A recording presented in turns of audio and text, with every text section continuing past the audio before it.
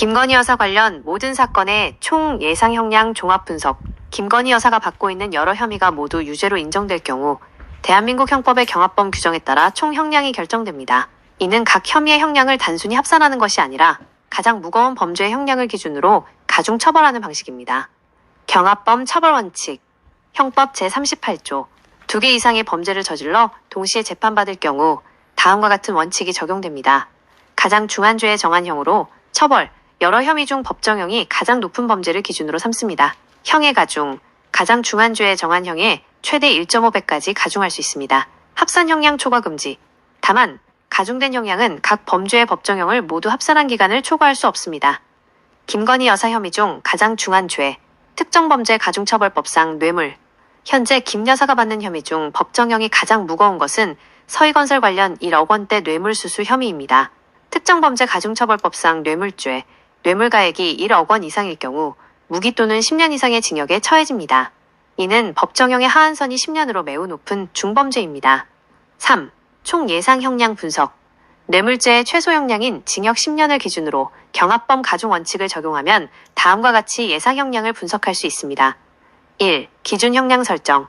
가장 중한 죄인 뇌물죄의 최소 형량 10년이 기본 출발점이 됩니다. 2. 기타 혐의 가중.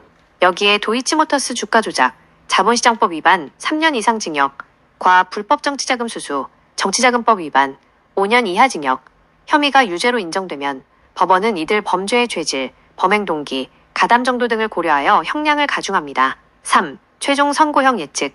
법원은 뇌물죄 형량 10년 이상의 다른 범죄들을 종합적으로 고려하여 1.5배인 최대 15년 이상의 형을 선고할 수 있습니다. 재판부가 뇌물 혐의의 죄질이 매우 나쁘다고 판단하여 기준 형량을 12년으로 잡는다면 경합범 가중을 통해 최대 18년까지 선고가 가능합니다. 따라서 김건희 여사의 모든 혐의가 유죄로 인정될 경우 단순히 각 혐의의 형량을 더하는 것이 아니라 가장 무거운 뇌물죄를 기준으로 가중 처벌되어 최소 10년을 훌쩍 넘는 징역형, 보수적으로 예측해도 15년 이상의 중형이 선고될 가능성이 높습니다. 양형에 영향을 미칠 기타 요소, 불리한 요소, 가중 사유, 사회적 지위, 대통령 배우자라는 높은 사회적 지위를 이용한 범죄라는 점, 범행 부인, 수사 및 재판 과정에서 혐의를 일관되게 부인하는 태도, 증거인멸 정황, 서희건설 압수수색 당시 증거인멸 정황 등이 포착된 점, 유리한 요소, 감경 사유.